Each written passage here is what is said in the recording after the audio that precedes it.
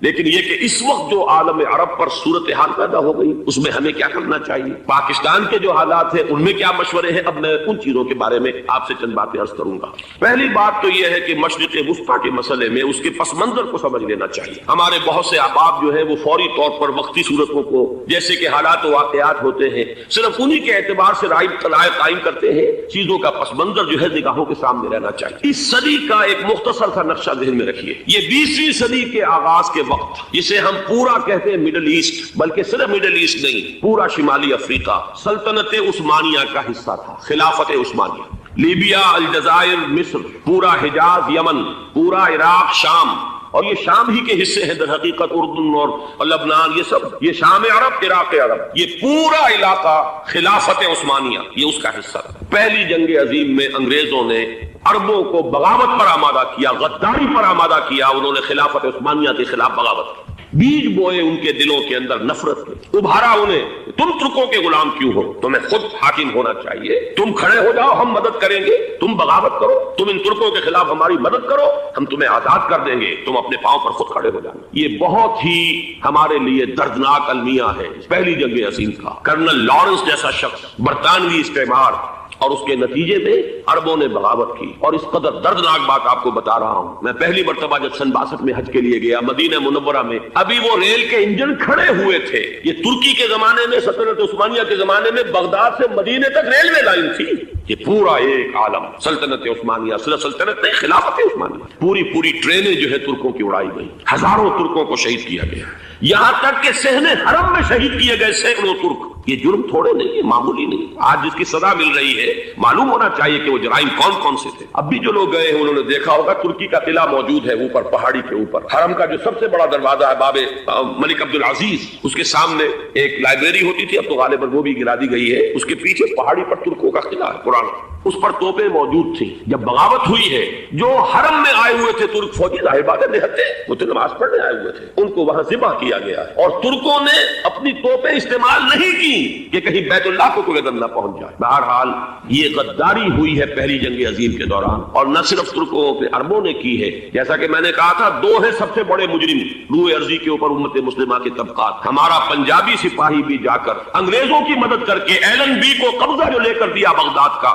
اس میں ہمارے مسلمان پنجابی سپاہی بھی شامل۔ یہ خون چکاں باب ہے ہماری تاریخ کا اس صدی کا۔ لیکن اس کے بعد سلطنت عثمانیہ کے ٹکڑے ہو گئے، چیچڑے ہو گئے۔ ایک انگریز نے لکھا ہے یہ جملہ، ذہن میں بجھا ہوا جملہ، کہ تاریخ میں یہ بات ثبت ہو جائے گی کہ ایک انگریز نے اس سلطنت کے ٹکڑے کر دیے کہ جو عمر فاروق نے قائم کی تھی رضی اللہ تعالیٰ عنہ۔ یہ پورا عالم، یہ تمام علاقہ کس نے فتح کیا؟ یہ بات ہاتھ بدل گئے تھے، پھر ترک آ گئے، خلافت عثمانیوں کے پاس چلی گئی، لیکن یہ سلطنت تو حضرت عمر رضی اللہ تعالیٰ عنہ کے زمانے سے چلی آ رہی تھی۔ اس کو ایک انگریز کرنل نے، اور اس نے بغاوت میں آمادہ کر کے عربوں کو اور ترکوں کے پیٹھ میں چھرا گھپوا کر ان کے ذریعے سے اور ٹکڑے کر دیے۔ لیکن جب جنگ ختم ہوئی، اب انہوں نے کہا کہ اب ہمیں آزادی دیجیے، تو اب انہیں معلوم ہوا کہ غداروں کو دنیا میں کیا ملتا ہے، ٹکڑے کر دیے گئے۔ یہ حصہ عراق یہ انگریز کے پاس رہے گا، شام کا یہ علاقہ یہ فرانسیسیوں کے پاس رہے گا، مصر پر انگریزوں کا تسلط رہے گا، لیبیا اطالویوں کے پاس رہے گا۔ لے دے کر یہ جو علاقہ تھا حجاز، کیونکہ وہاں کچھ تھا ہی نہیں، بوادن غیر ذی زرع، یہ عربوں کے پاس چھوڑ دیا گیا۔ اس وقت جو بادشاہ ہیں شاہ حسین اردن کے، ان کے دادا سب سے بڑے غدار وہی تھے، لہذا ان کو اس علاقے کی بادشاہت دے دی گئی۔ اس کے بعد نجد سے ایک تحریک اٹھی ہے، وہ سعودی جو خاندان ہے وہ نجد سے اٹھا۔ نجد میں اس وقت کچھ بھی نہیں تھا، وہ تو صرف ریت کے تودے تھے اور کچھ بھی نہیں، لہذا ادھر کسی استعماری قوت کو دیکھنے کی ضرورت ہی نہیں تھی۔ وہ تو بعد میں تیل برآمد ہوا، اس کی حیثیت ہو گئی، اور یہ امارات کا علاقہ جو ہے اس کی دنیا میں اب گویا کہ یوں سمجھیے کہ جو سب سے زیادہ اہم علاقے ہو سکتے ہیں روئے ارضی کے نقشے پر، ان میں سے ایک وہ ہو گیا۔ لیکن یہ اس وقت کی بات میں کر رہا ہوں، کوئی حیثیت نہیں تھی، لہذا اس کو چھوڑ دیا۔ یہ ہے تاریخی پس منظر، یہ لکیریں جو کھینچی گئی ہیں، یہ ایک ملت اسلامیہ کو جو قومیتوں میں تقسیم کیا گیا، پھر نعرے لگوائے گئے المصر للمصریین الشام للشامیین۔ اب شامی ایک علیحدہ قوم ہو چکے ہیں، مصری ایک علیحدہ قوم ہو چکے ہیں، عراقی ایک علیحدہ قوم ہو چکے ہیں۔ یہ ساری تقسیمیں استعمار کی پیدا کردہ ہیں، اس کا کوئی تعلق اسلام کے ساتھ نہیں۔ اب ضرورت تو اس بات کی تھی کہ استعمار کے پنجے جب یہاں سے کچھ ہٹے दूसरी जंग अजीम के बाद एक दौर आया, अमेरिका उभरा है दुनिया की आलमी सतह पर सियासत में। उसके यहाँ कुछ आजादी के तस्वुरात थे, उसने भी सपोर्ट किया। बरतानिया कमजोर हो चुका था, वो इतने बड़े इलाके को होल्ड नहीं कर सकता था। हिंदुस्तान भी आजाद हुआ, फिर ये कि और दूसरे इलाकों से भी उसको पसपाई इख्तियार करनी पड़ी। इस्तेमार के पंजे जिस तरह भी हुए, इनके सीनों से, अरबों के सीनों से जो है गोया कि वो हटे। लेकिन अमेरिका ने एक अपनी बहुत बड़ी हिकमत अमली जो इख्तियार की, आलम अरब के सीने में इसराइल का खंजर पैवस्त कर दिया, ताकि ये कभी आजाद ना हो जाए, हमारे अंगूठे तले रहे, हमारी पॉलिसी गवर्न करे। ये इस्तेमार का दूसरी जंग अजीम के बाद जहां बरतानवी इस्तेमार, फ्रांसीसी इस्तेमार रफ्ता रफ्ता ये हटने शुरू हुए। सदर नासिर ने अंग्रेजों को उठाकर फेंका मेडिटेरेनियन में और दूसरे जगहों से। अलजायर ने आजादी हासिल की फ्रांस से, अतालवियों से जो है लीबिया वालों ने आजादी हासिल की। ये हो गया, लेकिन एक खंजर पैवस्त कर दिया गया इसराइल का सीना अरब। इस सूरत हाल में जाहिर बात है कि एक तो बड़ी आइडियल पोजीशन थी कि पूरा आलम इस्लाम मुत्तहिद हो, लेकिन वो तो बहुत दूर का ख्वाब मालूम होता है। अल्लामा इकबाल से बड़ा कोई नकीब नहीं है मिल्लत इस्लामी की वहदत का। एक हो मुस्लिम हरम की पासबानी के लिए नील के साहिल से लेकर ताबखा के काशगर, लेकिन उन्हें भी अपने लेक्चर्स में कहना पड़ा कि इस वक्त जो सूरत हाल है, पूरे आलम इस्लाम की एक वहदत बन जाना तो तकरीबन नामुमकिन नजर आ रहा है। अगर किसी तरह एक कॉमनवेल्थ ऑफ मुस्लिम नेशंस वजूद में आ जाए तो भी बड़ी कामयाबी होगी, लेकिन उससे भी पहले ये तो ज्यादा आसान था कि आलम अरब एक वहदत की शक्ल इख्तियार करे। ये तो एक कौम है, अक्सर और बेशतर एक नस्ल या ज्यादा दो नस्लें कहती थी। शुमारी अफ्रीका में बर्बर नस्ल भी है, बाकी तो सब अरब है। ये पूरा आलम एक नस्ल, एक जबान, पूरे इतने रकबे के ऊपर बोले जाने वाली एक जबान, ये तो एक हो जाए। अफसोस ये है कि इसका एक हो जाना, एक शख्सियत उभरी थी जो मजहबी मिजाज की शख्सियत थी, जो दीनी मिजाज की हामिल शख्सियत थी। अगर उसकी क़यादत में आलम अरब मुत्तहिद हो जाता तो वाक़अतन एक बहुत बड़ा जो है मरहला वो तय हो जाता पूरी आलमी मिल्लत इस्लामिया की एक वहदत इख्तियार करने का। वो शख्सियत थी शाह फैसल शहीद। और इस लफ्ज के साथ ही आपके ध्यान में आ गया होगा क्यों उन्हें शहीद कर दिया गया, किसने किया कराया, कहां से तालीम हासिल करके आया था वो जिसने शहीद किया शाह फैसल शहीद को। उसकी गर्दन पर कौन सवार थी, वो यहूदी लड़की के जिसके फोटो भी शाये हुए, एक गर्दन पर उठाए खड़ा हुआ शहजादा अपनी एक यहूदी दोस्त को, लड़की को। और वही है कि जिसने जाकर पिस्तौल से शहीद किया है। जहां अच्छी तरह जान लीजिए, जैसे बारहा मैंने अर्ज किया है कि हजरत उमर को शहीद करने वाला कहने को अबू लुलू फिरोज था, लेकिन उसके पूछे पूरा ईरानी नस्ल परस्ती का जो पूरा पसमंजर है, उसे तो हर शख्स इसकी जरा भी निगाह जो है जो सिर्फ मंजर को ना देख रही हो, पसमंजर को भी देखने वाली हो, वो तो जान देगी कि अबू लुलू फिरोज एक फर्द का नाम नहीं था, वो ईरान का इंतकाम था आलम अरब से। बिल्कुल इसी तरीके से ये अमरीकी इस्तेमार का हथकंडा था, उसे महसूस हुआ। शाह फैसल मजहबी मिजाज का शख्स, ये उभर रहा है। और ये शाह फैसल की हिकमत अमली का आप अंदाजा कीजिए। लाहौर में समिट कॉन्फ्रेंस हुई, उसमें वो आए, सबसे टावरिंग पर्सनैलिटी पूरे उस वक्त आलम इस्लाम के अंदर शाह फैसल की थी। और वो गोया के एक बहुत ही जिसको कहा जाए कि एक बहुत एल्डरली, एक बुजुर्गाना एक शख्सियत जो है, और उन्होंने अपनी दौलत के दरवाजे, अरब में वो मशहूर थे कि निहायत खसीस और बखील इंसान है, इसलिए कि वहां वो खर्च करते थे हिसाब किताब के साथ, लेकिन उनके खजाने खुले हुए थे आलम इस्लाम के लिए। इधर भी मदद है, उधर भी मदद है, इधर भी काम हो रहा है, उधर भी काम हो रहा है। फिर उन्होंने तेल का हथियार इस्तेमाल करके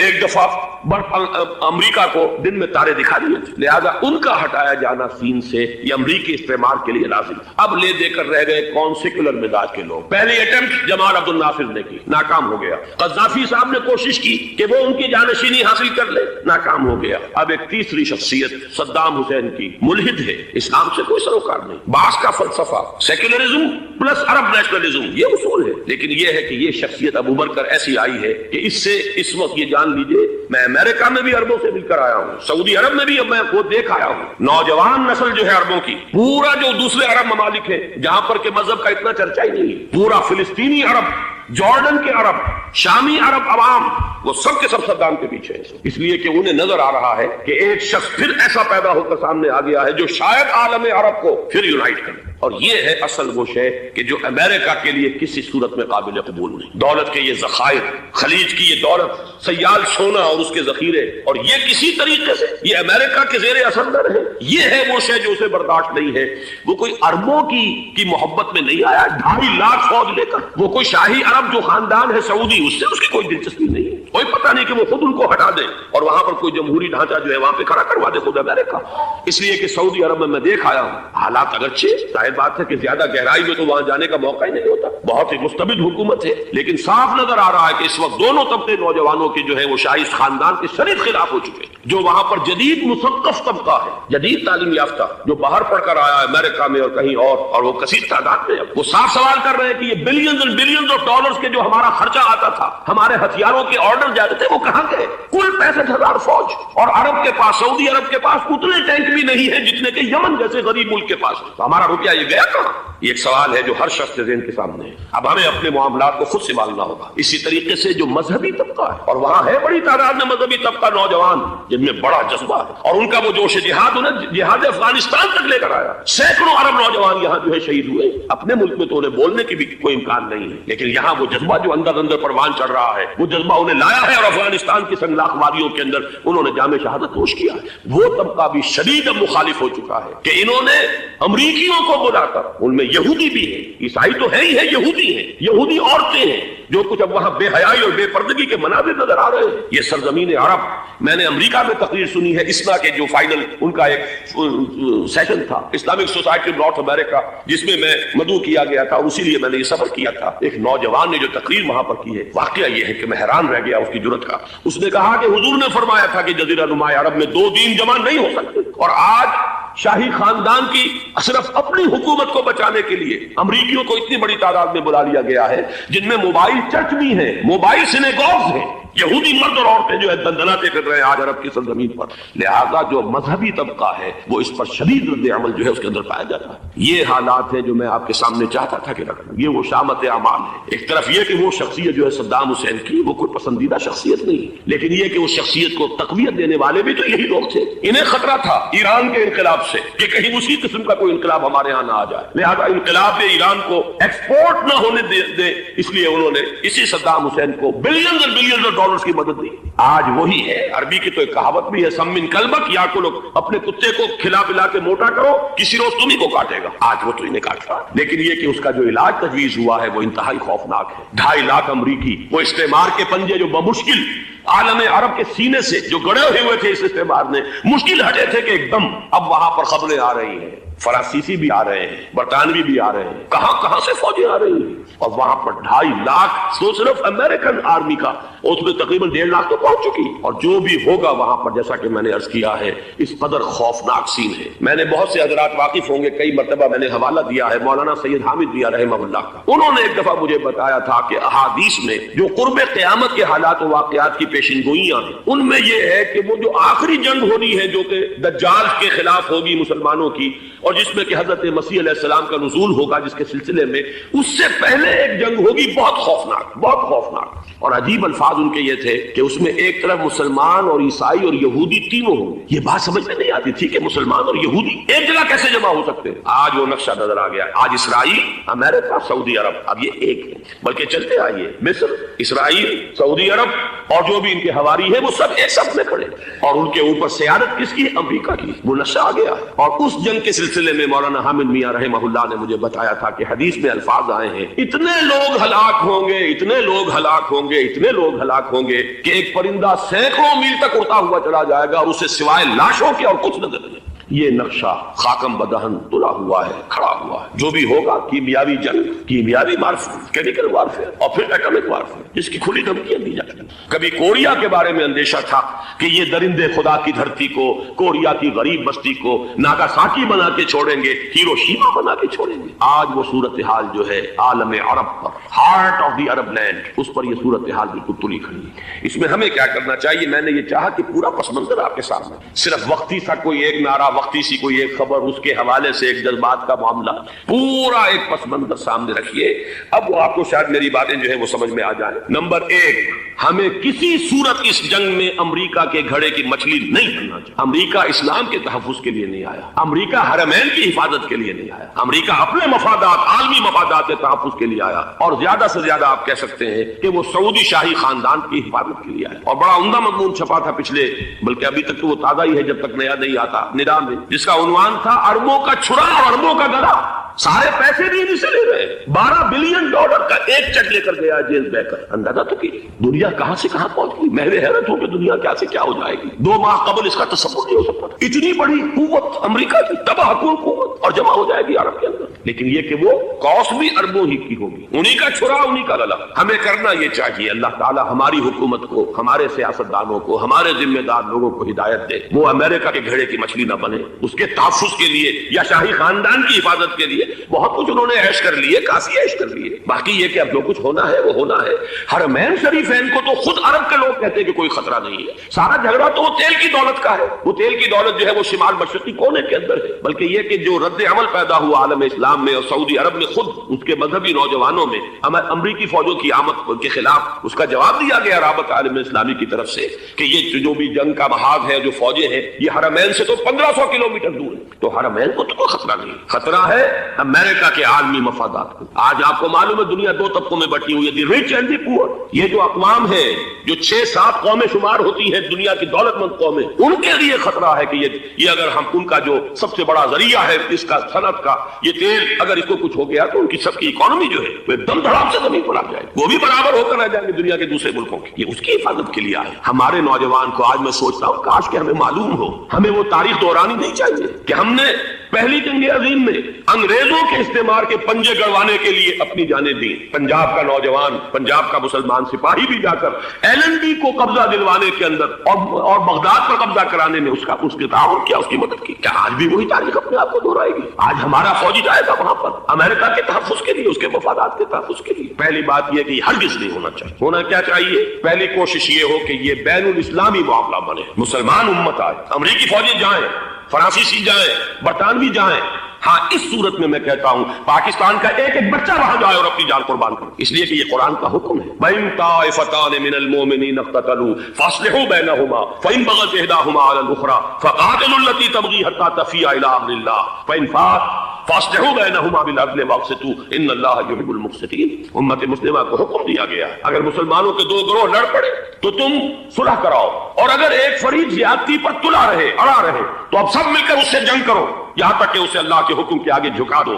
फिर अगर वो अल्लाह का हुक्म मान ले, सुलह पर आ जाए, तो फिर अदल व क़िस्त के साथ उनके दरमियान सुलह करा दो। ये हमें हुक्म है, मुसलमानों को हुक्म है। लेकिन ये कि ये अमरीकी आ रहे हैं और अमरीकी इस्तेमाल और अमरीकी मफादात, और उसके लिए जो है पाकिस्तान का मुसलमान सिपाही भी जाए, मेरे नजदीक की किसी सूरत में सही नहीं। मुतालबा भी हो रहा है। आज ही गालिबन एक इंटरव्यू आया है, शाह हुसैन के भाई जो है हसन बिन तल्लाल, उनका, उन्होंने भी यही कहा है कि इसको मुसलमानों को आपस में इस मामले को तय करना चाहिए, इस कजिए को, अमरीकी फौजों को यहां से फौरन वापस जाना चाहिए। और यही बात मैं यकीनन तायद करूंगा, तहसीन करूंगा। यही मौक़िफ़ ईरान का। ईरान इराक के खिलाफ जो यूएनओ के सैंक्शंस हैं, कहता है हम उसकी पाबंदी करेंगे, लेकिन अमेरिका को यहां से निकलना चाहिए। ये मुसलमानों का अपना मामला वो आपस में तय करें। पाकिस्तान को भी यही मौक़िफ़ इख्तियार करना चाहिए पूरी कुव्वत के साथ। इसमें कोई भी अगर कमजोरी हो रही है तो दर हकीकत ये गोया कि हम अमरीकी इस्तेमार के हाथ में उसका आला कार बनकर, खिलौना बनकर इस्तेमाल हो रहे हैं, जो कि हमें किसी सूरत में नहीं करना चाहिए। अगर ये भी नाकाफी हो तो दूसरा एक और मसले का हल मौजूद है इससे ब्रॉडर सतह पर, कि गैर जानिबदार ममालिक अगर कोई है उनको भी इस तज़िये के अंदर शामिल किया जाए। एक तहरीक थी किसी जमाने में, काफी बड़ी थी, लेकिन ये कि वो भी अगर इसके अंदर शामिल हो जाए। लेकिन अमेरिका, रशिया, ये तो जाहिर बात है सुपर पावर्स है, इनके मफादात है, आर्मी और ग्लोबल मफादात है। लिहाजा अव्वल तो ये होना चाहिए कि बैनुल इस्लामी मामला बनाकर, उस सूरत में जैसा कि मैंने अर्ज किया, हमारी पूरी फौज भी जाए अल्लाह पर तवक्कुल करके। पाकिस्तान का मुहाफिज अल्लाह होगा। अगर अल्लाह के एक हुक्म के ऊपर अमल करते हुए मुसलमान यहां से जाए और जाकर वहां पर जो है अपनी जाने देने को तैयार हो जाए। लेकिन अगर ये इसमें भी काफी न हो तो जो भी गैर जानिबदार ममालिक हैं उनको भी इस मामले के अंदर शरीक किया जा सकता है। बदर जाए आखिर अगर पाकिस्तानी फौज जाए, वो सिर्फ हरमैन शरीफैन के गर्दो निवाह में उनको डिप्लॉय किया जाना चाहिए। अगर खुदा न खास्ता वहां पर कोई आंच आने की शक्ल पैदा हो जाए तो उसकी अर्ज़ पाक तेरी हुर्मत पे कट मरे हम, उसके लिए मुसलमानों को तैयार रहना चाहिए। इसलिए कि बहरहाल जहां तक अर्ज़ पाक की हुर्मत का ताल्लुक है वो हमारे ईमान का जुज़ है। बाकी बरतानवी मफादात, अमरीकी मफादात, सनअती ममालिक के मफादात या किसी शाही खानदान के मफादात, ये शाही खानदान ये तो गिरती हुई दीवारें हैं, जाना है आज नहीं तो कल। लेकिन ये कि असल मामला है उम्मत का, असल मामला है उम्मत मुस्लिमा का, असल मामला है हरमैन शरीफैन का। लिहाजा इन दोनों चीजों को لازماً گڑبڑ نہ کریں. آپ حضرات کے علم میں ہے کہ اس سے پہلے ایران کی طرف سے بار بار مطالبہ ہوا کہ حرمین کو بین الاسلامی کنٹرول میں دے دیا جائے اور سعودی عرب کا اس کے اوپر سے جو انتظامی عمل دخل ختم کر دیا جائے. میں نے کبھی تائید نہیں کی, اس لیے نہیں کی کہ میرا مشاہدہ ہے, میں گیا ہوں بارہا, سعودی عرب کی حکومت نے چاہے خود بھی بڑے بڑے محل بنائے ہیں لیکن حرمین کی خدمت کے اندر بھی کوئی کمی نہیں کی. اس پر انہوں نے اربوں ڈالر اس پر بھی خرچ کیا ہے. اس کے اوپر انہوں نے اس حج کے انتظامات پر پوری حکومت جو ہے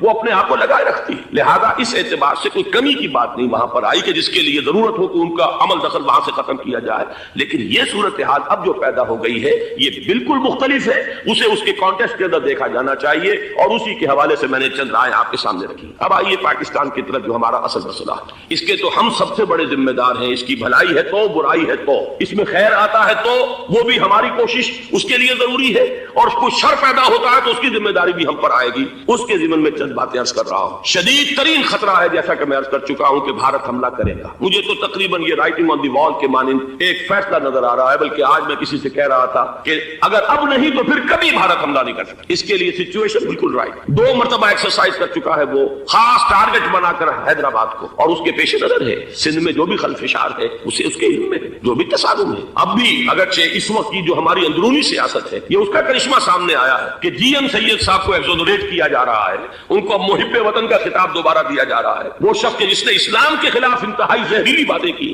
وہ شخص جس کی کتاب اب پاکستان ٹوٹ جانا چاہیے, وہ لاکھوں کی تعداد میں ہندوستان سے چھپ کر آئی ہے, یہاں تقسیم ہوئی ہے, آج اسے سزا دی جا رہی ہے. یہ ہے ہماری اندرونی سیاست کے کرشمے. میں اس پر تفصیل سے نہیں جانا چاہتا, لیکن اس شخص کی دیکھیے وہ جو علامہ اقبال کا شعر ہے کہ بتکرے میں برہمن کی پختہ زناری بھی دیکھ, دیکھ کعبے میں شکست رشتہ تسبیح شیخ, اور بتکرے میں برہمن کی پختہ زناری بھی دیکھ. کہ نظر یہ آ رہا ہے کہ اس نے رہا ہوتے پہلا بیان یہ دیا ہے کہ ہماری پہلی ترجیح یہ ہے کہ پاکستان ٹوٹ جائے اور ہندوستان کے ساتھ ہم ایک انڈیپینڈنٹ اسٹیٹ کی حیثیت سے کنفیڈریشن قائم کریں. سندھو دیش confederation with India independent of Pakistan. پھر دوسری ترجیح بھی ہے, تیسری آخری ترجیح یہ ہے کہ پاکستان کو 5 ریاستوں میں تقسیم کر دیا جائے اور ایک لوز کانفیڈریشن ہو, بس اس کے سوا کچھ نہیں. 5ویں بھی وہ اردو والوں کے لیے نہیں, مہاجرین کے لیے نہیں, ان کے لیے تو ان کے پاس کچھ نہیں ہے. 5ویں بھی پنجاب میں سے کاٹ کر سرایتی صوبہ بنایا جائے اور سندھ میں تو بہرحال اردو بولنے والوں کو سندھی بن کر رہنا ہو. یہ اس شخص کا رہائی کے بعد بھی بیان ہے جسے آپ سند دے رہے ہیں کہ وہ محب وطن ہے, اور وہ غدار نہیں ہے, وہ پاکستان کا مخالف نہیں ہے. بہرحال یہ حالات جو ہے انتہائی خوفناک ہیں ہمارے. آج کشمیر میں جو صورتحال ہے ہندوستان کے لیے انتہائی تشویشناک ہے. جو بدنامی اس کو مل سکتی تھی مل چکی ہے, اور یہ آپ نے دیکھ لیا وہ امریکہ بہادر جو 1.5-2 لاکھ آدمی لے کر پہنچ گیا سعودی عرب میں, اس نے انگلی تک نہیں اٹھائی ہے کہ کشمیر میں بھارت کیا کر رہا ہے. یہ ہے ان کی ڈبل سٹینڈرڈز, یہ ہے ان کی بے ایمانیاں کہ بھارت جو کچھ کر رہا ہے وہاں. آج اگر ظلم ہو رہا ہے کویت میں عراقیوں کے ذریعے, پورے ورلڈ ٹیلی ویژن پر, CNN پر, فلاں پر اور اخبارات میں, آج بھی ایک لمبا مضمون میں نے اخبار میں پڑھا ہے. لیکن یہ ہے کہ کشمیر میں کیا ہو رہا ہے کہیں تذکرہ نہیں ہو. یہ ہے دنیا کے اندر دیانت اور امانت اور شرافت کا حال, اور بین الاقوامی سیاست جو ہے اس کے ڈبل سٹینڈرڈز. لہذا جو بدنامی بھارت کو آ سکتی تھی وہ آ چکی ہے. ہندوستان سے ایک نوجوان مسلمان صحافی دہلی سے آئے تھے, نئی دنیا ایک پرچہ نکلتا ہے اس کے طرف سے, وہ دورہ کر کے گئے, مجھ سے بھی لاہور میں ملے تھے, تقریباً 1 مہینہ 1.5 مہینہ ہوا. ان کے الفاظ سن کر میں کانپ گیا. انہوں نے کہا تھا کہ بھارت کی حکومت اس کے اوپر تلی ہوئی ہے کہ چاہے ایک اور آخری کشمیری کو بھی ہلاک کرنا پڑے, وہ کشمیر کے اندر کبھی بھی کوئی معاملہ جو ہے کشمیر کی آزادی یا کشمیر کو پاکستان کے لیے جانے کے لیے تیار نہیں. کیا بگڑے گا اس کا؟ آپ سمجھیے کہ اگر 80-90 کروڑ قوم کی ایک قوم ہے, 1 کروڑ آدمی ختم کر, ان کا دل تو جو ہے اس پہ دکھے گا نہیں. حال ہمارا یہ ہے کہ ہم تو کوئی چہرے پہ نہیں کر سکتے. ہم تو اپنی صفائی دیتے رہے کہ نہیں ہمارا کوئی ہاتھ نہیں ہے, ہم نے کچھ نہیں کیا ہے, ہمارا کوئی اس کے اندر عمل دخل نہیں ہے. بس یہی ہماری ڈپلومیسی کا شاہکار رہا. یہ حال ہے پاکستان کا. لہذا بھارت کا وہ معاملہ جو ہے, میں نے جیسا کہ آپ کے سامنے مختلف فیکٹرز گنوا دیے تھے, اندرونی اس کی سیاست, اندرونی خلفشات, وہ تو اب آ کر رہے گا. اللہ یہ کہ اللہ تعالیٰ کے قبضہ قدرت میں ہر شے ہے, وہ ٹال دے تو ٹال دے. مجھے اقبال کا وہ شعر یاد آ رہا ہے, تقدیر تو مبرم نظر آتی ہے لیکن پیران کلیسا کی دعا ہے کہ یہ ٹل جائے. ہم دعا کریں کہ یہ ٹل جائے وقت, لیکن یہ ہے کہ تقدیر مبرم نظر آ رہی. اس حالت میں ہمیں کیا کرنا چاہیے؟ نمبر 1 یہ کہ سب سے اہم شے ہے قومی یکجہتی, اور قومی یکجہتی کے اعتبار سے انتہائی خوفناک مرحلہ آ رہا ہے انتخابات میں. تو کچھ نہ کچھ فساد, کچھ نہ کچھ دنگا, کچھ نہ کچھ ہنگامہ, ایک دوسرے کے خلاف کیچڑ, ایک دوسرے کے خلاف الزامات, بوچھاڑ. یہ تو بڑھتے ہیں. بھارت میں بھی قتل و غارت گری ہو جاتی ہے کچھ نہ کچھ. لہذا یہاں پر بھی پیر پگاڑا صاحب جو ہمیشہ سے کہتے چلے آ رہے ہیں فیملی پلاننگ, آج پھر ان کا جملہ آ گیا ہے کہ شاید اس انتخابات میں فیملی پلاننگ کے ذریعے سے کوئی بہت بڑا کام ہو جائے. پہلی بات تو یہ ہے کہ میں نے اب تک یہ کہا ہے کہ انتخاب کسی صورت میں پوسٹ پون نہیں ہونے چاہیے. اب بھی میں یہ کہتا ہوں کہ اگر تو انتخابات کا بدل صرف ایک ہے وہ مارشل لا ہے, تو پھر مارشل لا سے تو بہتر ہے کہ وہ انتخابات ہو چاہے اس میں کوئی خلفشار بھی. اس لیے کہ مارشل لا کا مطلب جو ہے وہ تو سندھ کے اندر ایک ناگزیر دھماکہ ہو جائے گا, تباہ کن, خوفناک, اور پھر بھارت کو کچھ کرنے کی ضرورت نہیں ہوگی, کیا کرایا اسے سارا معاملہ سندھ کے اندر سے مل جائے. ماشاء اللہ ہرگز نہیں ہونا چاہیے. وہ بات جو سن 80 میں نے 18 اگست 1980 کو کہی تھی ضیاء الحق مرحوم سے, آج پھر اسی بات کی میں تکرار کر رہا ہوں, اعادہ کر رہا ہوں. ماشاء اللہ پاکستان کے لیے سوسائڈل ہے, لیکن ایک آلٹرنیٹ سامنے آیا ہے. ایک تو پشاور ہائی کورٹ کا ورڈکٹ آ گیا, اور یہ کہ کچھ اور لوگوں کی طرف سے بھی باتیں آئی ہیں. 1-2 دن ہوئے ہیں, جنگ میں 2 اہم سرخیاں تھیں, اور وہ بڑے اونچے حلقہ جو ہمارا فوج کا اونچا حلقہ ہے اس کی طرف سے, اگرچہ نام کسی کا نہیں تھا. ایک تو یہ کہ ماشاءاللہ یہاں کسی صورت نہیں لگے گا. دوسرے یہ کہ کوئی قومی حکومت کی تشکیل جو ہے اگر کسی طرح ہو سکتی ہو تو وہ اس وقت کا حل ہے, اور وہ اسی شکل میں ممکن ہے. اگر تو الیکشن آپ پوسٹ پون کرتے ہیں اور اسمبلیاں پرانی بحال نہیں کرتے, تو پھر تو اس کا مطلب یہ کہ ہمارا کانسٹیٹیوشن ایبروگیٹ ہو گیا اور اس کا آلٹرنیٹ سوائے ایک مارشل لا کا کوئی نہیں. لیکن اگر صدر اسحاق صاحب ہمت کر لیں, ملک کے حالات کو دیکھ کر, جو اس وقت صورتحال ہے, جو خطرات ہیں بارڈر پر, ان کو دیکھتے ہوئے یا تو یہ کہ عدالتوں کے ذریعے سے اسمبلیاں بحال ہو جائیں, اس میں حکومت زیادہ رکاوٹ نہ ڈالے, یا یہ کہ خود صدر اسحاق صاحب واپس لے سکتے ہو قدم تو واپس لے لیں. لیکن یہ کہ تمام پارٹی سے یہ پہلے عہد لے لیا جائے کہ وہ ایک قومی حکومت کی تشکیل کریں گے. یہ وہ بات ہے, آپ کو یاد ہوگا مرزا اسلم بیگ صاحب, انہوں نے بالکل شروع میں سن 88 کے الیکشن کے بعد کہا تھا کہ نیشنل گورنمنٹ فارم کی جانی چاہیے. اس وقت تو کسی نے دھیان نہیں دیا, پیپلز پارٹی بڑے نشے میں تھی, اس کو خاص طور پر سندھ میں جس طرح کا واک اوور ملا تھا اس کا ایک نشہ تھا اس کے دماغ پر, اس لیے وہ سوچنے پر تیار نہیں ہوئی. لیکن یہ کہ وہ جو ایک فارسی میں کہا جاتا ہے کہ ہر چیز دانا کنت کنت نادا لیک بعد از خرابی بسیار, اب اس خرابی بسیار کے بعد بھی اگر عقل آ جائے اور ایک نیشنل گورنمنٹ بنائی جا سکے اور اس کے حوالے سے الیکشن کو پوسٹ پون کیا جا سکے, تو میرے نزدیک یہ رائے پوری قوت کے ساتھ دی جانی چاہیے, پیش کی جانی چاہیے. اس لیے کہ الیکشن اس وقت جس خلفشار کا سبب بن جائے گا, ذریعہ بن جائے گا, اس کو تو گویا کہ اور بھارت کے جو گھناونے عزائم ہیں ان کو اور تقویت دینے کا سبب اور ذریعہ بن جائے گا. دوسری بات یہ, اس قوم کے اندر جذبہ جہاد, وہ ڈیفینسو جہاد, دفاعی جہاد, جس کے بارے میں کوئی دو رائے نہیں ہو سکتی کہ اس کے لیے جو جان بھی دی جائے گی وہ شہادت کی موت ہو. اس لیے کہ حضور کی حدیث ہے, من قتل دون مالہ فہو شہید, جو شخص اپنے مال کی حفاظت کرتے ہوئے مارا گیا مسلمان وہ شہید ہے. تو ظاہر بات ہے کہ اپنی آزادی کا تحفظ جو ہے وہ مال کے تحفظ سے زیادہ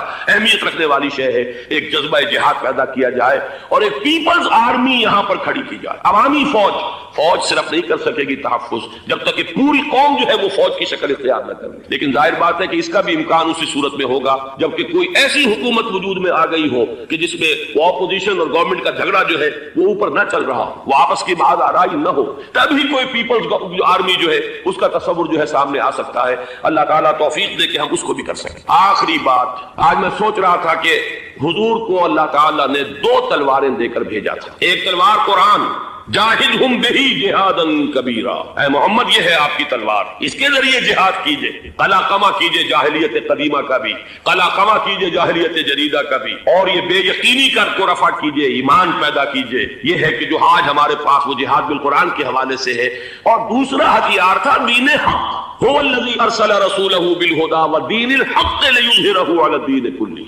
وہ نظام عدل اجتماعی, وہ جو واقعہ یہ ہے کہ اگر اس کا نمونہ دنیا کو دکھا دیا جائے تو پوری دنیا اسے قبول کرے گی. اس لیے کہ دنیا تو پیاسی ہے, دنیا مختلف نظاموں کو ٹرائی کر کے تھک چکی ہے. اس نے جمہوریت کا تجربہ بھی کر لیا ہے جس نے سرمایہ داروں کی آمریت کی شکل اختیار کر لی. دنیا نے کمیونزم کا تجربہ بھی کر لیا ہے, وہاں سے بھی پسپائی اختیار کر رہی ہے نوع انسانی. لیکن یہ کہ وہ نظام عدل اجتماعی تو ہمارے پاس تھا. پچھلے سال آپ کو یاد ہوگا یہاں پر دسمبر کے مہینے میں اس کے اوپر سیمینار ہوئے تھے, سیاسی نظام, معاشی نظام, معاشرتی نظام, اخلاقی نظام, وہ پورا نظام زندگی جو ہے وہ ہمارے پاس ہے جس کے لیے یہ ملک لیا گیا تھا. اسلامی انقلاب برپا کر کے اور یہاں پر اس دین کو قائم کیا جائے. میں چند باتیں بھارت کے حوالے سے کہنا چاہتا ہوں. بھارت کے سلسلے میں ہم سے بہت بڑی کوتاہیاں ہوئی ہیں ہندو قوم کے حوالے سے. پہلی کوتاہی یہ ہوئی کہ ہم نے 800 یا 1000 برس تک حکومت کی, اگرچہ صوفیاء نے کچھ تبلیغ کی یہاں پر، لیکن علمی سطح پر، انٹلیکچوئل لیول پر کوئی تبلیغ کا کام نہیں کیا۔